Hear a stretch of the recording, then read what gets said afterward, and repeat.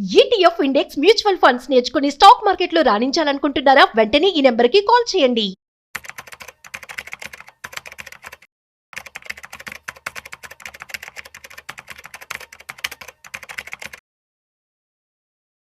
Investment చేసేటప్పుడు mostly చేసేటువంటి mistakes ఏంటి? ఏ మిస్టేక్స్ చేసి అందరూ కూడా ఇన్వెస్ట్మెంట్ చేస్తూ ఉన్నారు? ఇన్వెస్ట్మెంట్ చేసే ముందు ఎటువంటి జాగ్రత్తలు తీసుకోవాలి? వీటి గురించి మనతో చెప్పడానికి మనతో ఉన్నారు certified financial planner Madhavi Reddy garu. So వారి మాటల్లో మంచి సమాచారం అడిగి తెలుసుకుందాం. Hi, hello, namaste, welcome to Suman TV. నేను మీ Rajiv Pasupuleti. So let's start. Hi ma'am, namaste. Namaste అండి మ్యామ్, యాక్చువల్లీ ఇన్వెస్ట్మెంట్ చేయాలని చెప్పి అందరూ అంటూ ఉంటారు, మ్యూచువల్ ఫండ్స్ ఎస్పెషల్లీ. సో చాలా మంది మిస్టేక్స్ చేస్తూ ఉంటారు. ఎటువంటి కామన్ మిస్టేక్స్ చేస్తూ ఉంటారు? అసలు ఏం చేయకూడదు? సో ఆల్మోస్ట్ ఇప్పుడు మన మ్యూచువల్ ఫండ్ గురించి ఎందుకు మాట్లాడుతున్నామంటే ప్రతి ఒక్కరు అంటే చిన్న ఇన్వెస్టర్స్ దగ్గర నుంచి ఐ అండ్ హెచ్ఎన్ఐస్ వరకు అంటే దాదాపుగా AUM under mutual fund industry 77 lakh crore touch అయిందండి. ఇంకా ఫ్యూచర్ లో మనం చూసుకుంటే 100 lakh crore కి మన ఏయుఎం చాలా తొందరగా మనకు టచ్ అవుతుంది.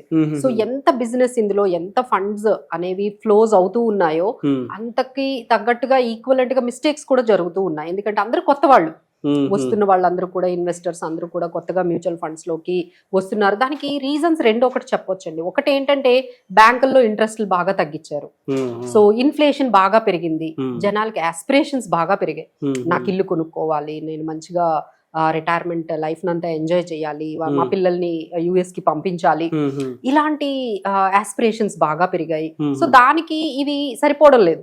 ఏదైతే బ్యాంక్ వాళ్ళు ఇచ్చే ఇంట్రెస్ట్లు కానీ గవర్నమెంట్ ఇచ్చే స్కీమ్స్ మీద ఇంట్రెస్ట్లు కానీ అవి సరిపోక అందరూ కూడా మ్యూచువల్ ఫండ్స్ వైపు చూస్తున్నారు. అలానే ఎక్కువ అమౌంట్ పెట్టి రియల్ ఎస్టేట్ కూడా వెళ్ళలేకపోతున్నారు. ఎందుకంటే ఇప్పుడు రియల్ ఎస్టేట్ కూడా మిడిల్ క్లాస్ వాళ్ళకి రీచ్ అవ్వలేని స్టేజ్ లో ఉన్నాయి. సో అటువైపు అక్కడికి వెళ్ళలేక ఒకవైపు బ్యాంక్ వాళ్ళు ఇచ్చిన ఈ ఏదైతే గవర్నమెంట్ స్కీమ్స్ లో ఇచ్చిన రిటర్న్స్ తో వాళ్ళు కన్విన్స్ అవ్వలేక ఫైనల్ గా ఎక్కడికి వస్తున్నారు? మ్యూచువల్ ఫండ్స్ కే వస్తున్నారు. సో చాలా మంది ఇప్పుడు మ్యూచువల్ ఫండ్స్ కి ఇన్వెస్ట్ చేస్తున్నారండి. సో వాళ్ళందరికీ కూడా ఇప్పుడు ఇంకొకసారి మనం చేస్తున్న ఈ మ్యూచువల్ ఫండ్ స్కీమ్ సెలెక్షన్స్ లో చేస్తున్న కామన్ మిస్టేక్స్ గురించి చెప్దామండి. ఎందుకంటే అందరూ కూడా రకరకాల స్కీమ్స్ కొంటూ ఉంటారు. సో ఇందులో జరిగే ఫస్ట్ మిస్టేక్ ఏంటంటే పాస్ట్ పెర్ఫార్మెన్స్ చూసి కొనేసుకోవడం. అంటే ఇప్పుడు లాస్ట్ 1 year లో అంటే వాళ్ళ సెలెక్షన్ ఎలా ఉంటుందంటే కొత్తగా వచ్చే వాళ్ళు లాస్ట్ 1 year నుంచి బెస్ట్ స్కీమ్స్ ఏంటి అనేది చాట్ జీపీటీని కానీ గూగుల్లో కానీ ఏఐని నమ్ముతున్నారండి. వాళ్ళు కొత్తగా వచ్చిన వాళ్ళందరూ కూడా చాట్ జీపీటీని అడిగేస్తున్నారు లాస్ట్ బెస్ట్ పెర్ఫార్మెన్స్ ఇచ్చిన. సోషల్ మీడియాలో కూడా చాలా మంది ఇన్ఫ్లుయెన్సర్స్ కూడా దాన్ని చాలా ఎగ్జాగరేట్ చేసి చెప్పేస్తూ ఉన్నారు. సో దాని వల్ల ఏంటంటే అలా మీరు ఇవ్వగానే ఒక 10 స్కీమ్స్ వచ్చేస్తాయి. పాస్ట్ పెర్ఫార్మెన్స్ లో మీకు 30%, 40%, 50% రిటర్న్ వచ్చిన స్కీమ్స్ కూడా కనిపిస్తాయి. Even though markets are even in the negative. అలాంటి స్కీమ్స్ చూడగానే ఓ ఇంత రిటర్న్స్ వచ్చాయి అంటే this is the best scheme, ఇంకా నెక్స్ట్ ఇయర్ కూడా ఈ రిటర్న్స్ ఫ్యూచర్ లో కూడా వస్తాయని చెప్పి అక్కడ నుండి స్టార్ట్ అవుతుందండి. అంటే వాళ్ళ ఎక్స్పెక్టేషన్స్ చాలా హైగా ఉన్నాయి. వాళ్ళ సెలెక్షనే చూడండి, 30-40% రిటర్న్ ఇస్తేనే మీరు సెలెక్ట్ చేస్తున్నారంటే మీ ఎక్స్పెక్టేషన్స్ మ్యూచువల్ ఫండ్స్ లో ఎంతవరకు ఉన్నాయి? సో ఇవేంటంటే ఫ్యూచర్ లో కూడా ఇవే రిటర్న్స్ వస్తాయని చెప్పి థెమటిక్ ఫండ్స్ కానీ సెక్టార్ ఫండ్స్ కానీ హైలీ రిస్క్ ఫండ్స్ ఇలాంటి సైక్లికల్ ఫండ్స్ ని అన్నిటినీ కూడా వాళ్ళు చూస్ చేసుకుంటున్నారండి. ఇది ఒకటి చేస్తున్న బిగ్గెస్ట్ మిస్టేక్ గా మనం చెప్పొచ్చు. ఆ తర్వాత రిస్క్ ని వాళ్ళు అంటే రిస్క్ రిటర్న్ ట్రేడ్ ఆఫ్ ఉంటుంది. అంటే మీరు చాలా అగ్రెసివ్ అనుకోండి, మీరు చాలా అగ్రెసివ్, యు ఆర్ ఎక్స్పెక్టింగ్ అంటే you wanted to take higher risk. Mutual fund లో మీరు హయ్యర్ రిస్క్ తీసుకోవడానికే వచ్చారు, పెర్ఫార్మెన్స్ కూడా ఎక్కువగా ఎక్స్పెక్ట్ చేస్తున్నారు. కానీ మీరు ఏం చేస్తున్నారు? ఈటీఎఫ్స్, ఇండెక్స్ ఫండ్స్ అటువైపు వెళ్ళిపోతున్నారు. ఏంటంటే వీళ్ళు ఏం చేస్తుంటారంటే ప్రతి వీడియోని చూస్తారు. వీడియోస్ వస్తూ ఉంటే ఇన్ఫ్లుయర్స్ ఉంటారు, చాలా మంది చాలా వీడియోస్ తయారు చేస్తూ ఉన్నారు. సో అవన్నీ చూసి ఇండెక్స్ ఫండ్స్ మంచివి, ఇండెక్స్ ఫండ్స్ మంచివి, ఈటీఎఫ్స్ మంచివి అనగానే వీళ్ళందరూ కూడా ఏంటంటే ఈ అగ్రెసివ్ ఉన్న వాళ్ళు అక్కడికి వెళ్ళి డిసప్పాయింట్ అవుతారు. ఎందుకంటే అది మార్కెట్ ని బీట్ చేయలేదు, మార్కెట్ కి ఈక్వలెంట్ గా రిటర్న్స్ ఇవ్వగలదు కానీ మార్కెట్ ని బీట్ చేయలేదు. సో మళ్ళీ వాళ్ళు అక్కడ డిసప్పాయింట్ అవుతున్నారు. అంటే మీరు రిస్క్ కి తగ్గట్టుగా మీరు దాన్ని మనం సెలెక్ట్ చేసుకోవట్లేదు స్కీమ్. కొంతమందికి ఏంటంటే రిస్క్ టేకింగ్ ఎబిలిటీ ఉండదండి, they are very conservative. But ఏంటంటే వాళ్ళకి తెలియక రిస్కీ స్కీమ్స్ లోకి వెళ్ళిపోతారు. Okay sector schemes like defence లోకి వెళ్తారు, ఫార్మాలోకి వెళ్తారు. ఇక ఏదైతే హైయెస్ట్ రిటర్న్స్ కనపడతాయో అవన్నిటిలో కూడా థెమటిక్ ఫండ్స్ లోకి మరి వెళ్ళిపోతారు. అలాంటి వారికి గుడ్డిగా మనం ఏమన్నా ఇందులో పెట్టొచ్చు అని చెప్పొచ్చా? అసలు వద్దు, సర్టిఫైడ్ ఫైనాన్షియల్ ప్లానర్ మాత్రం అప్రోచ్ అంటే అవ్వండి వీళ్ళు ఏంటంటే ఫస్ట్ ఏంటంటే వాళ్ళకి ఏది సూట్ అవుతుందో అది సెలెక్ట్ చేసుకోవాలి. అంతే. అలా కాకుండా మార్కెట్ లో ఏ బాగున్నాయో అవి సెలెక్ట్ చేసుకుంటున్నారు. సో మార్కెట్ లో చాలా ప్రోడక్ట్స్ గురించి చాలా మంది చెప్పొచ్చు, చాలా స్కీమ్స్ గురించి ఇవి బెస్ట్ స్కీమ్స్ అని చెప్పొచ్చు. బట్ ఏంటంటే మనకి ఏం సూట్ అవుతాయి అది తెలుసుకోవాలి. అది తెలుసుకుంటే మనకి బెటర్ గా ఉంటుందండి. ఇంకొకటి ఏంటంటే రాంగ్ ఎసెట్ ఎలొకేషన్ అండి. అందరూ కూడా చేసింది ఏంటంటే రీసెంట్ గా మీరు చూస్తే లాస్ట్ 1 year రిటర్న్స్ నేను చెప్తున్నాను. నిఫ్టీ ఏంటంటే -2%, gold 50% returns, silver 50% returns, debt ఏమో ఆల్మోస్ట్ 10% వరకు ఇచ్చింది, బాండ్స్ ఇలాంటివన్నీ. సో ఇప్పుడు వీళ్ళు ఏం చేస్తారు, మనం మొత్తం తీసుకొని వెళ్ళి ఈక్విటీలో పెడితే మీరు చాలా డిసప్పాయింట్ అవుతారు కదా, ఎందుకంటే ఈ ఇయర్ అసలు రిటర్న్స్ ఇవ్వలేదు. సో ఇలా కాకుండా మనం బెటర్ అసెట్ అలొకేషన్ చేసుకోవాలండి. అంటే 60% equity, 10 to 15% gold and silver, 10 to 15% ఖచ్చితంగా డెట్ లో పెట్టాలి. ఎందుకంటే డెట్ అనేది సేఫ్టీ. బయట ఎన్ని జరుగుతూ ఉన్నా మీకు ఒక సేఫ్టీగా మీకు ఉపయోగపడుతుంది డెట్ అనేది. అలానే గోల్డ్ అండ్ సిల్వర్ ఏంటంటే రెసిలియన్స్ అంటారు. అంటే మార్కెట్ లో అంటే ఇప్పుడు ఈ ట్రంప్ లాంటి ఇంపాక్ట్ కానీ, వార్ లాంటి ఇంపాక్ట్ కానీ ఏమైనా వస్తే ఈ గోల్డ్ మిమ్మల్ని కాపాడుతుంది.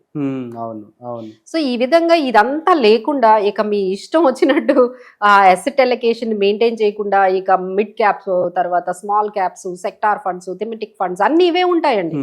ఇవి మొత్తం చూసుకుంటే మీకు అదే చెప్తున్నాను కదా, ఇప్పుడు మనం ఎంత అనుకున్నాం, AUM ఆల్మోస్ట్ 77 crores ఉంది, lakh crores. అందులో ఈ గోల్డ్ ఈ ఫండ్స్ చూసుకుంటే 1% కూడా లేవు. అంటే అందరూ ఎందులో పెడుతున్నారో చూడండి. సో ఇలా ఏంటంటే కొంచెం అసెట్ అలొకేషన్ పర్ఫెక్ట్ గా లేకుండా ఉంటున్నారు. లేదు అంటే ఓవర్ డైవర్సిఫికేషన్. ఇక అమ్ము మేడం ఇలా చెప్పారు అన్నాటిలో ఉండాలి కదా అని చెప్పి ఇక అన్నిటిలో అన్నమాట ఓవర్ డైవర్సిఫికేషన్. అంటే 40 స్కీములు 30 స్కీముల్లో అంటే మీ వీడియో చూస్తారు, మీరు చెప్పింది ఏదో 2-3 స్కీములు పెడతారు, ఇంకేదో ఇన్ఫ్లుయెన్సర్ వీడియో చెప్తారు, ఆయన చెప్పిన స్కీమ్ పెట్టేస్తారు. ఇక కనిపించినవన్నీ అన్నమాట. ఇక ఆర్టిఫిషియల్ ఇంటెలిజెన్స్, చాట్ జీపీటీ ఏదో చెప్తుంది, అందులో పెడతారు. ఇలా ఇవన్నీ NFOs వస్తాయి. NFOs రాగానే దాని గురించి ఈ NFO మంచిది అని ఇన్ఫ్లుయెన్సర్స్ ఏదైనా చెప్పారనుకోండి, వెంటనే ఆ NFOలో పెట్టడం. సో ఈ విధంగా పెట్టుకుంటూ వెళ్తే ఇప్పటి వరకు మీ దగ్గర 40-50 స్కీమ్స్ ఉన్నాయి. మా దగ్గర కూడా చాలా మంది క్లయింట్స్ వాళ్ళ లిస్ట్ చూస్తుంటేనే నాకు భయం వేస్తుంది. 40-50 స్కీమ్స్. అసలు 40-50 అసలు ఎలా మేనేజ్ చేస్తారండి?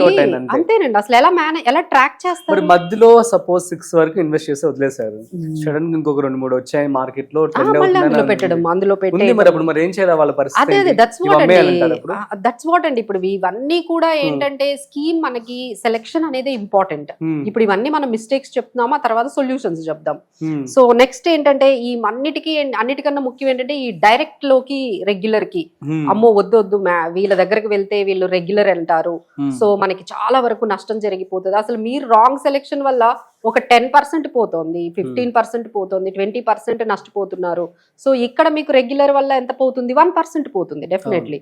సో మనకంత టైం ఉంది, మనకంత నాలెడ్జ్ ఉంది, మనకంత ఎక్స్పీరియన్స్ ఉంది, అంత టెర్మినాలజీ తెలుసు, మనం ఎమోషన్స్ ని కంట్రోల్ చేయగలిగే అవకాశం ఉండాలి కదండి. ఇప్పుడు మీకు నాలెడ్జ్ ఉంది, బట్ మీరు ఎమోషనల్ గా డెసిషన్స్ తీసుకుంటున్నారు అనుకోండి, so it may not be correct. అంటే మార్కెట్ పడగానే భయపడిపోయి SIP ఆపేస్తున్నారు.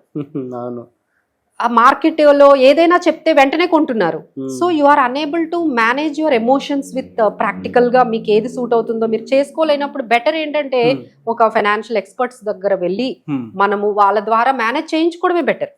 ఎందుకంటే మనం ఎమోషన్స్ ని మనం కంట్రోల్ చేసుకోలేకపోతున్నాం. సో అంటే ఫోమో అంటారండి. ఫోమో అంటే ఏంటంటే ఎవరు ఎలా వెళ్తే అలా వెళ్ళిపోవడం. సో ఈ ఫోమో వల్ల ఏంటంటే వచ్చిన NFO అంతా బై చేయడం, చెప్పిన ప్రతిదీ స్కీమ్ ని బై చేయడం, మార్కెట్ పడిపోతే భయపడిపోయి ఈక్విటీ నుంచి ఇంకెక్కడికో వెళ్ళిపోవడం, ఇలాంటివన్నీ కూడా బిహేవియరల్ ప్యాటర్న్స్ ఉంటాయండి. సో వాళ్ళందరికీ కూడా ఏంటంటే బెటర్ ఒక ఫైనాన్షియల్ ఎక్స్పర్ట్స్ ని మమ్మల్ని మేము ఉన్నాము. So we will make you understand. 6 to 8 schemes సరిపోతాయండి, మాక్సిమం 8 స్కీమ్స్ చాలు. ఇంకా ఎక్కువ పోర్ట్ఫోలియో ఉంటే ఒక 10.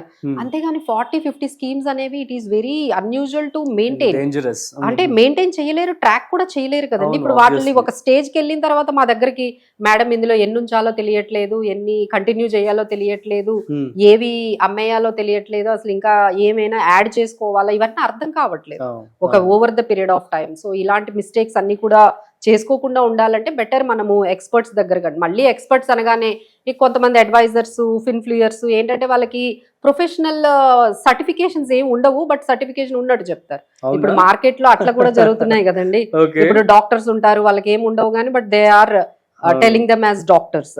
అలానే అన్ని చోట్ల అండి, ఈవెన్ ఇంక్లూడింగ్ ఫైనాన్షియల్ లో కూడా అంతే జరుగుతున్నాయి. వాళ్ళకి ఏమి ఎక్స్పర్ట్ సర్టిఫికేషన్స్ ఉండకపోయినా మేము ఉన్నట్టుగా వాళ్ళు చెప్పడము, మీ చేత స్కీమ్స్ అంటే ఏవైతే కమిషన్స్ ఎక్కువగా కాంటెస్ట్లు ఉన్నాయనుకోండి, ఆ కాంటెస్ట్ కి సంబంధించినవన్నీ కూడా మీకు స్కీమ్స్ మీకు ఇవ్వడం. అంటే ఫైనల్ గా మంచి ఎక్స్పర్ట్ అంటే ఏంటంటే మీకు ఏది మంచిదో ఆ స్కీమ్స్ ఇవ్వాలి, మీకు ఏది సూటబుల్ ఆ స్కీమ్స్ ఇవ్వాలి.